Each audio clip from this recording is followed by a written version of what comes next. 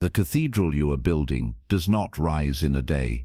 It rises one refusal at a time, one reclaimed hour at a time, one fortified boundary at a time. And because the work is slow and mostly invisible, the world will try to persuade you that nothing is happening. There will be mornings when you wake to the old reflex. The phone buzzes, a voice cracks with urgency, and your thumb hovers over the keypad ready to type. Of course, tell me everything. In that hovering second, you will feel the full gravitational pull of your former self, the version of you who believed that every cry was a summons, and every summons sacred. Hold the hover. Count 3 heartbeats. Remember the ledger. Remember the aqueduct. Remember that every brick you lay in your own foundation requires the mortar of a no. Outside your window, the city is already humming with the commerce of need. A friend's car sits in a tow lot, and she has called you because you always know how to fix these things. A cousin's resume is still bleeding red ink, and he swears only your magic can transmute it into gold. A co-worker's relationship has detonated again, and he wants to meet for coffee. No big deal, just an hour, maybe 2. The invitations wear the casual clothes of intimacy, but they are invoices disguised as conversation. Each one seems trivial in isolation, but together they form a death by 1,000 withdrawals. You could answer them all and still feel virtuous by nightfall. Instead, you draft a single sentence. I'm unavailable today, but I trust you'll figure it out. You send it to all 3.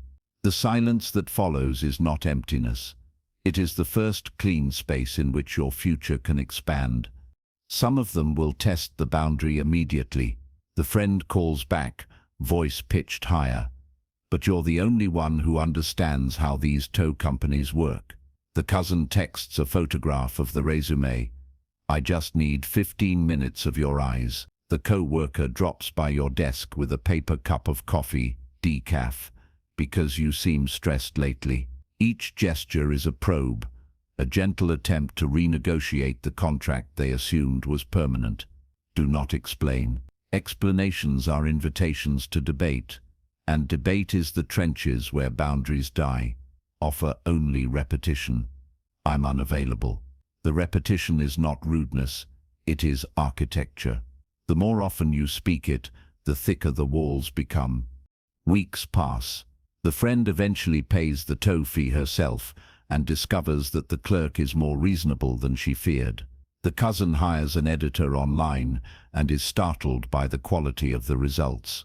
The co-worker journals his way through heartbreak and stumbles upon an insight that would have remained forever buried beneath your ready consolation. None of them thank you for your absence. They thank themselves for their newfound competence. That is the hidden dividend. By removing the crutch, you have forced them to walk. Their gratitude is no longer your emotional tax burden, it is their private earnings. You have not lost 3 relationships. You have midwifed 3 self-respects. The city hums on, its soundtrack slightly altered by the fact that you are no longer its unpaid percussion section. But there are deeper withdrawals to refuse, older obligations that masquerade as identity. Consider the family mythologies. You are the reliable one, the fixer, the emotional shock absorber who keeps Thanksgiving dinners from detonating. These roles were assigned before you had language to protest.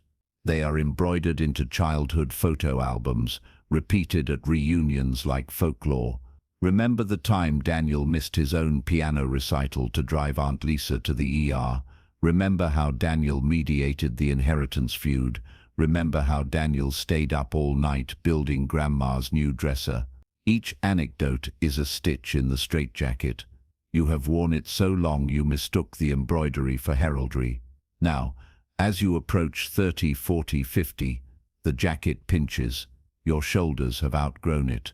You try to shrug it off, and the room gasps, as if you were stripping naked in church. You will be told you are abandoning the family. Translate that sentence. You are abandoning the role that made everyone else comfortable. Roles are not blood.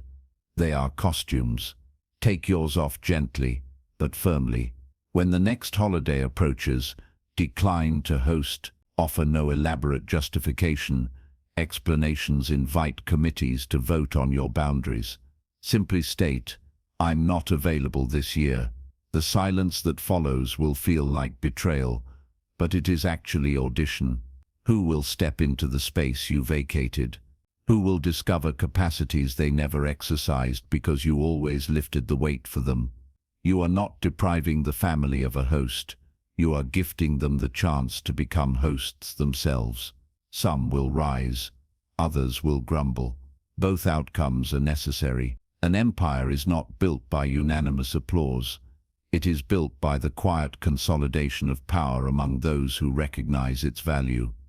Meanwhile, the reclaimed hours accumulate like snow on a mountaintop. Mornings that once began with other people's emergencies now begin with your own rituals. The kettle hissing, the notebook opening, the mind still cool and uncluttered, ready to receive its own ideas instead of other people's debris. You begin to notice subtleties, the way sunlight angles through the kitchen window at 7:13 a.m., the way the neighbor's cat pauses on the fence as if weighing metaphysical questions. These observations are not trivial, they are the raw material of sovereignty. Attention is the first resource any empire must secure. When you give it away indiscriminately, you become a colony. When you protect it, you become a capital. The capital requires infrastructure. You build systems, a calendar that does not apologize for its sparsely populated afternoons, an email autoresponder that reads, "I check messages twice weekly." Urgent matters will be addressed in turn, a weekly review in which you audit every forthcoming request against the three filters: intent, reciprocity, trajectory. The review is not optional. It is the border control of your realm. A single unscreened entrant can smuggle in chaos that metastasizes for months. You learn to love the bureaucracy of your own life, because it is the scaffolding of elevation. One afternoon you receive a message from someone you mentored years ago. He writes from an airport lounge in Dubai. "Your advice cost me 3 sleepless nights and a friendship I had outgrown, but it also led to the deal that just tripled my company's valuation. I owe you more than I can repay, but I'd like to start with equity. Are you open to a conversation?" You smile, not because of the money, though the money is pleasant, but because the circle has closed. This is help transmuted into leverage. This is the difference between a favor and an alliance. You schedule the call for exactly 30 minutes, no more, because scarcity preserves the mystique. During the call, you do not rehash old kindnesses, you discuss future conquests. You leave the conversation richer in 3 currencies: equity, reputation, and access. The empire grows. Yet the most delicate negotiations are not with others. They are with yourself. There is a moment, usually around 2 a.m., when the residue of old programming rises like swamp gas. You replay conversations in which you could have said less, given less, left sooner. You feel the phantom ache of people who once leaned against you and have now toppled out of frame. The ache is not guilt. It is nostalgia for a self that no longer exists. Nostalgia is homesickness for a country that was never safe to begin with. Speak to it gently. You were doing the best you could with the map you had. The map has been updated. The border has moved. You are not required to go back and warn the old citizens, then turn over and go back to sleep.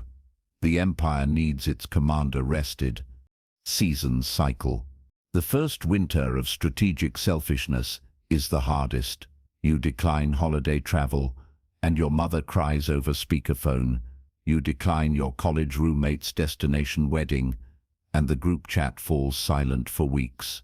Each refusal feels like dropping a stone into a deep well and waiting for the splash that never comes. But spring arrives, and with it new shoots of relationship that could never have grown under the old shade of your overgiving. A neighbor invites you to a dinner party where no one asks for favors, they simply trade stories of projects in progress. A former mentee introduces you to a venture capitalist who has read your blog. Yes, you now have time to write a blog and wants to discuss collaboration. The air feels thinner up here, but your lungs are learning to breathe it. You discover that the word no has synonyms you had forgotten: focus, depth, legacy. You begin to curate a small council of allies, no more than 12, who operate on the same principle of mutual elevation. With them, help is not requested. It is offered preemptively because the benefit is obvious to both parties. One member sends you an advance copy of his book. You send back a blurb that will grace the dust jacket. Another member invites you to a retreat for founders. You arrive with a keynote that reframes the entire conversation. These exchanges are not favors. They are tides that lift every vessel in the harbor. The council meets quarterly in a rented villa overlooking the sea. No minutes are taken, no recordings made. What is spoken there is intellectual capital too valuable to invoice. One evening, as the sun melts into the horizon like a coin dropped into molten gold, a young woman approaches you at the villa's edge. She is the guest of a guest, someone's intern, wide-eyed and clutching a notebook. She asks if you have a minute, just a minute, to hear her pitch. You feel the reflex twitch. The old you would have said yes automatically, would have spent an hour dismantling her idea and rebuilding it, would have walked away drained and slightly resentful. Instead, you smile and say, "I'm unavailable tonight, but if you email me a one-pager, I'll review it during my scheduled reading block next week." She looks startled, then intrigued. She has just encountered the velvet rope. A week later, her one-pager arrives, concise, precise, and clearly the product of sleepless refinement. You send back 3 bullet points that sharpen the concept further. 2 months later, she secures seed funding and credits you in her first press release, not as a savior, but as a catalyst. The distinction matters. You begin to understand that legacy is not the accumulation of people who remember you fondly. It is the accumulation of structures that no longer require your signature to stand. The companies you advised now run without your daily input. The mentees you guided now mentor others using frameworks you once sketched on coffee-stained napkins. The family you refused to host has discovered that rotating gatherings among siblings deepens their own bonds. The empire you built out of refusal has become self-perpetuating, a solar system that no longer needs the gravity of your overgiving to keep its planets in orbit. There is a final frontier, the moment you must refuse your own self. It arrives disguised as ambition, as the temptation to overextend, even within the carefully drawn borders of your council. You are invited to chair a foundation, to keynote 3 continents, to write the foreword for a 12 books. The requests come from people you respect, people whose missions align with your values. Still, each yes would chip away at the silence that allows new ideas to gestate. You realize that even strategic giving can become a gilded cage if it outruns your capacity to replenish. So you institute a 4th filter, the silence filter. For every new commitment, you must identify what you will subtract: an old obligation, a recurring meeting, a habit that no longer serves. If nothing can be subtracted, the answer is no. The empire must have fallow fields, otherwise the harvest dwindles. Years compress into a single exhalation. One morning you wake and realize the guilt is gone. Not repressed, not managed, gone.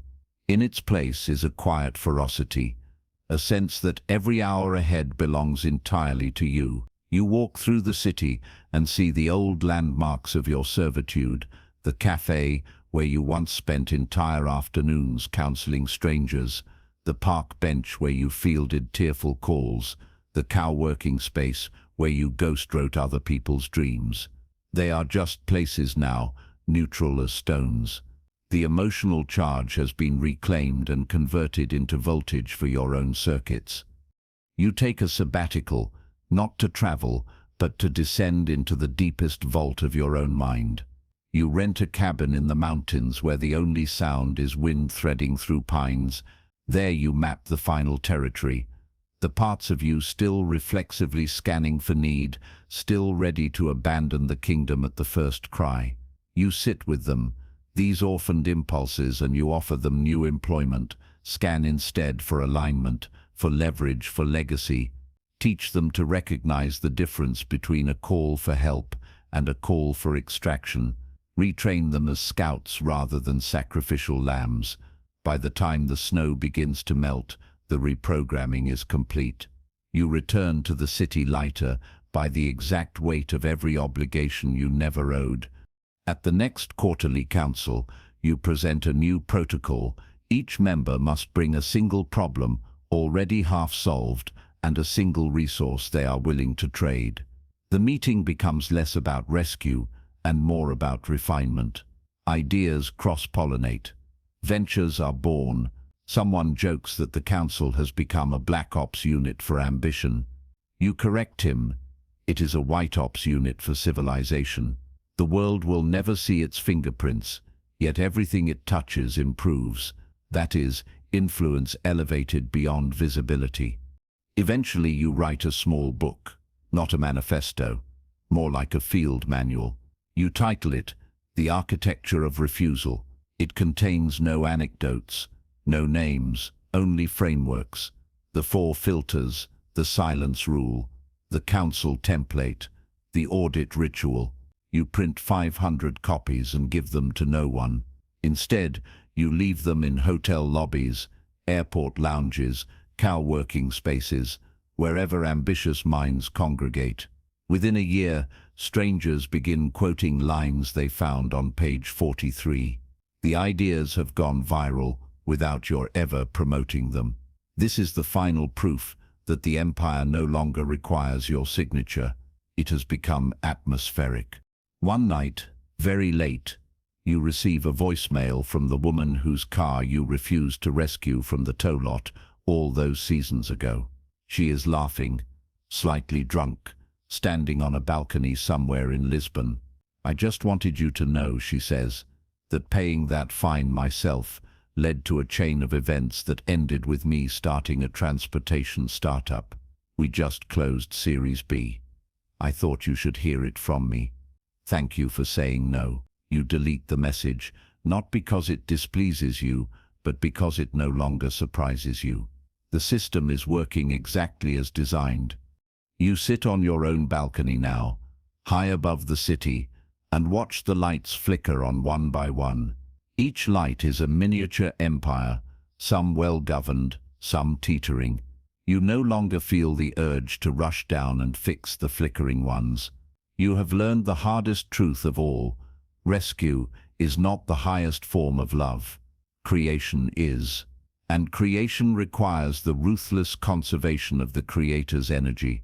The night air smells of jasmine and exhaust, a cocktail of beauty and friction. You breathe it in and feel, for the first time, the full circumference of your own lungs. They are spacious, uncluttered, ready for the next inhale of destiny. Somewhere below, a phone buzzes unanswered.